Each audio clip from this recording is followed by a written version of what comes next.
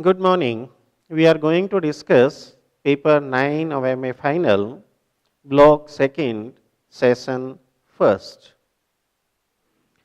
Literature and politics. What is the relationship between literature and politics? We might interpret this question in terms of causality. For example, we might ask whether literature has any effect in the world of politics, and if so, how? Auden famously proclaimed that poetry makes nothing happen. While it was central to Brecht's dramaturgy that theater has certain political effects on its audience. Conversely, we might see literature as an effect of political causes and claim that certain political environments give rise to certain types of literature and that those political backgrounds thereby explain certain aspects of literary phenomena. Both kinds of causal relationship are at the heart of Marxist literary criticism and of the many schools of academic criticism which share the Marxist assumption that individual consciousness and its literary manifestations are subordinate to political environment. The question of whether literature is suited to impart political insights presupposes an understanding of the scope of the political and the kinds of phenomena that can properly be called political. The scope of the political can be conceived more or less broadly. The narrow view is that politics is concerned with the nature and legitimacy of the state, government, legal, and other coercive institutions. The broad view is that politics is concerned with power relations between social groups that are mediated not through institutions but through attitudes. Relation between literature and truth. The writers create literature to meet the challenges of their time. It is essential for the advancement of mankind. We can have glimpses of such truth in the great epics and tragedies of ancient Greece, as they are rich in variety, lofty in thought, and universal in application. Renaissance in Europe produced not only great writers as Christopher Marlowe, but also great artists as Leonardo da Vinci and Michelangelo. A great political event like French Revolution influenced the great poets as Blake, Wordsworth, Shelley, and Byron. Wordsworth was so much enchanted by the French Revolution that he has mentioned in the prelude that bliss was in that dawn to be alive, but to be young was very heaven. Shelley himself was greatly inspired by French Revolution, and that's why he always thought of bringing a revolution, a revolution of ideas, a change to establish a kind of utopia. According to Engels, one could learn more about the French society from Balzac than from all the professional historians, economists, and statisticians of the period together. Marx had also said that the major English novelists of the 19th century, that their eloquent and graphic portrayals of the world have revealed more political and social truths than all the professional politicians, publicists, and metropolists put together. Literature and reality. And as we know, that literature is a mirror to society. Writers are endowed with extraordinary sensibility, as Wordsworth said, that poets are endowed with extraordinary sensibility and they are able to see there is more than to see. They are able to comprehend more than there is to comprehend. They are quick to perceive both merits and demerits of the historical process of their time. They move beyond the objective concreteness to the level of artistic creations, or what Wordsworth said, beauty beautified. Beauty beautified. While describing this reality, a writer brings to focus the problems of the people, their living style, etc. This is what the great writers like Tolstoy, Balzac, Flaubert, Victor Hugo, and others have done. Literature and the creative process. Having achieved the artistic concreteness, the artist creates a new world based on reality or imagination or on both. The mind of artist becomes a receptacle in which various and even discordant experiences are churned and a new artistic whole is created. However, this is necessary when the poet, the writer, has an objective outlook. What T.S. Eliot has mentioned, that poet's mind is a receptacle and should act as a catalytic agent which does not participate in the reaction but is very much vital to the reaction. However, 100% objectivity is not possible for any writer.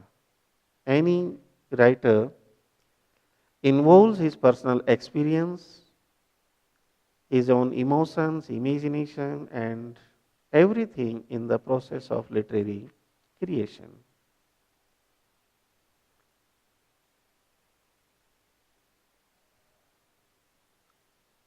Modern novel in Africa. If we agree with the anthropologists that man first appeared on the African continent, then the credit for being the first fiction artist must also go to an African, since the art of storytelling is as old as man. It can be imagined that certain people, including children, must have gathered in the twilight around a hunting man or fruit gathering woman to hear about his or her day's experience. During the narration, to enhance his or her value, he, she, his or her value, he or she must have mixed up certain events in episodes which actually never took place. There is always an exaggeration. The speaker always wants to mix up something from one's own experience and something from the creative process of imagination. Whether it happened or not, but it was in the back of the mind of the narrator. In course of time, there grew not only a sizable body of significant oral narratives, oratures, but also groups of Professional narrators, the Groat, the Babelbo, and Gishendi players who moved from place to place in various African societies and narrated these tales. It was with the coming of invaders or traders that written form of narration were introduced into the cultural soil of Africa. Arab invaders and converters were the first to introduce script there. These Arabs not only established their colony there, but they converted people to Islam and wanted them to read Quran and their other religious matters. That also in a way made necessary for them to introduce the script there. Thus, Hausha, a language of the people living in northern parts of Nigeria, acquired a script. And surprisingly, it is the Arabic script. Thus, Swahili also, a trade pursues spoken on the coast from Mombasa to Zanzibar, also became a written language with the help of the Arabic script. European missionaries spread the literacy to spread the knowledge of the Bible, mostly through translations in African languages. They opened missionary schools to introduce and spread European languages and provided education through Western systems. They opened their schools, imparted education in English medium, circulated their literature, their textbooks to the natives, and not only encouraged them, but in a way made it mandatory for them to learn their language and literature. The first long narrative in prose, Ethiopia Unbound, by an African, E. Castley Heffert, was published in 1911, in which he tried to focus on a number of contemporary issues, including education, Christianity, and colonization. The work, which is close to modern African novel, is R. A. Obeng's 18 Pence, which was published in 1943. Mrs. Castellut opined that African writers have produced original works only when they have become politically committed. Many of the top-ranking African political leaders, as Kwame Nkrumah, Mamadou Daya, Jomo Kenyatta, Agostino Neto, Tafawa Balewa, etc., are also great writers. Their aims were both political and cultural.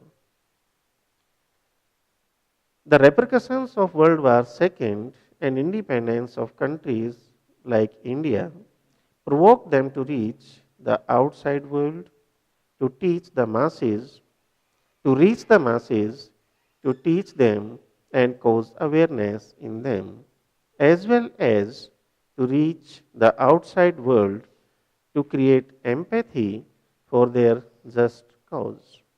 The African writers began to write in English. The Palm Divine Drinkard 1952 is the first novel in English by Amos Tutuola, known as the grandsire of modern fiction in Africa.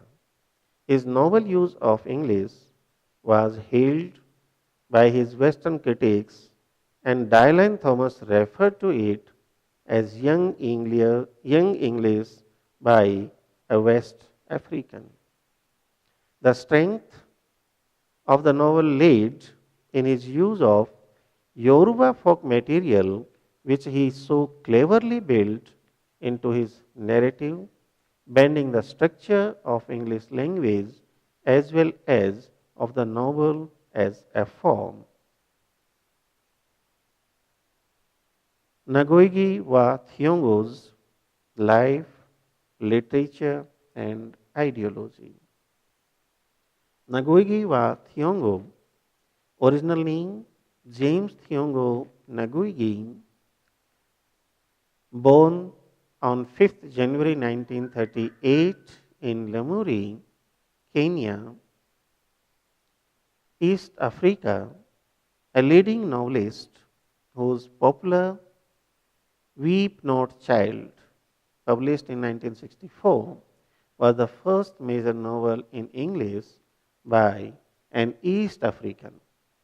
As he became sensitized to the effects of colonialism in Africa, he adopted his traditional name and wrote in the Bantu language of Kenya's Kikuyu people. Nagugi received bachelor's degrees from Makerere University, Kampala, Uganda in 1963, and from Leeds University, Yorkshire, England in 1964.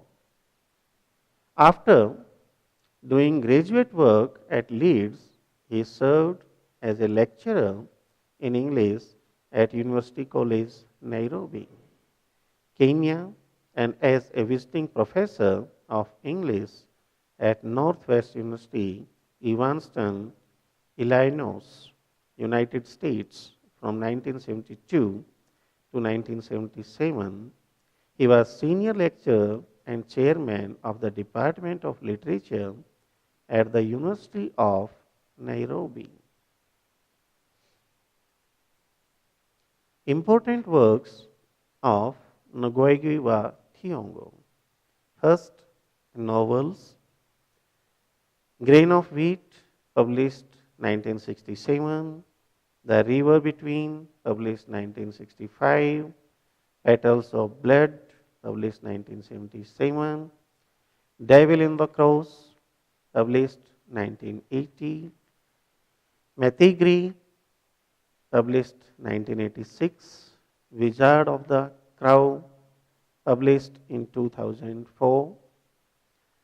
His important plays include The Black Hermit, published in 1962, The Trial of Dedan Kimathai, published 1974, I Will Marry When I Want, published in 1977, Detained, A Writer's Prison Diary, 1981, Homecoming, 1972, collection of his essays and lectures. Other books: Writers in Politics, 1981, Barrel of a Pen, 1983, Moving the Center was published in 1993, and Pen Points, Gun Points, and Dreams in 1998. In Decolonizing the Mind, The Politics of Language in African Literature was published in 1986. Dreams in Time of War, 2010. It's a memoir of his own childhood in which he has very sincerely recorded the real experience of his own childhood. A Grain of Wheat, an evaluation. A Grain of Wheat is a novel by Kenyan novelist Ngugi wa Thiong'o. The novel weaves together several stories set during the state of emergency in Kenya's struggle for independence 1952 to 1959, focusing on the Quit Mugu, whose life is ruled by a dark secret. The plot revolves around his home village preparations for Kenya's Independence Day celebration, which is locally called as Uhuru Day. On that day, former resistant fighters General R and Kionandu plan on publicly executing the traitor who betrayed Kihika, a heroic resistance fighter hailing from the village. Plot summary.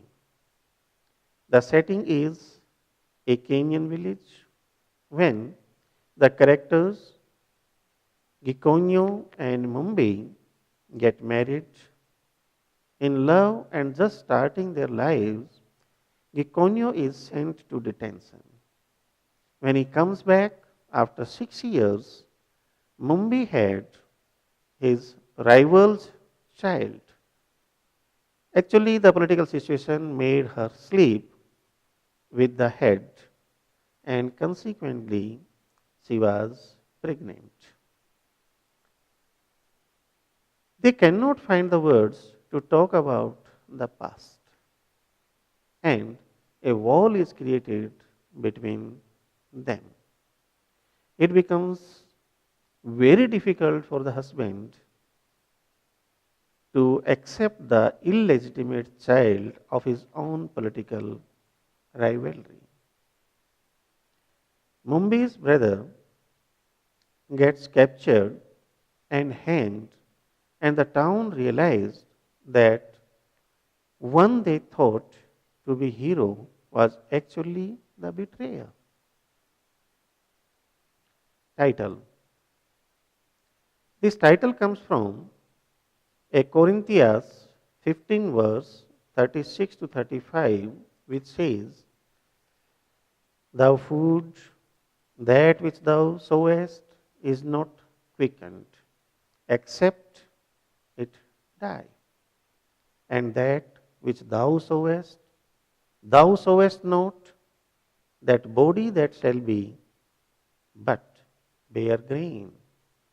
It may chance of wheat or of some other grain, but God given it a body as it has pleased him, and to every seed his own body.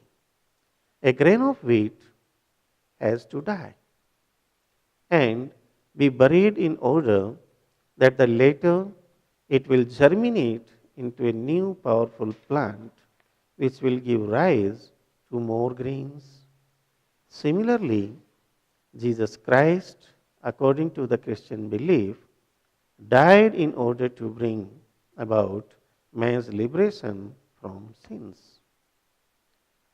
The Kenyans were struggling for liberation, thus, why there had to be a savior who had to die and be a sacrifice for the people's liberation.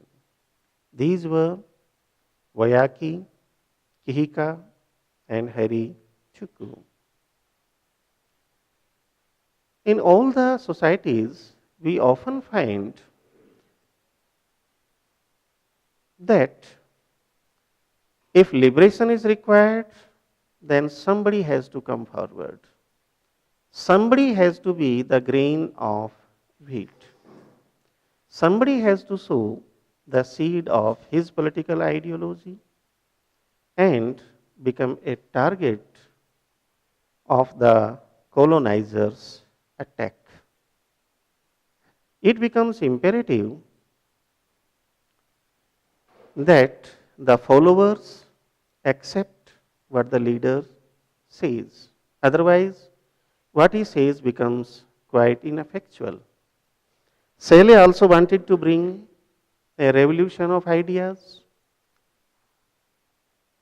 and he had to sow the seeds of his political ideology, but in his own lifetime, he was given hardly any credit or credence. It was quite late that people recognize his merit, and it is in the case of all the great writers, whether Soyinka or Nagugi or Thiong'o or the freedom fighters, that their revolutionary ideas are not recognized in time. The practice of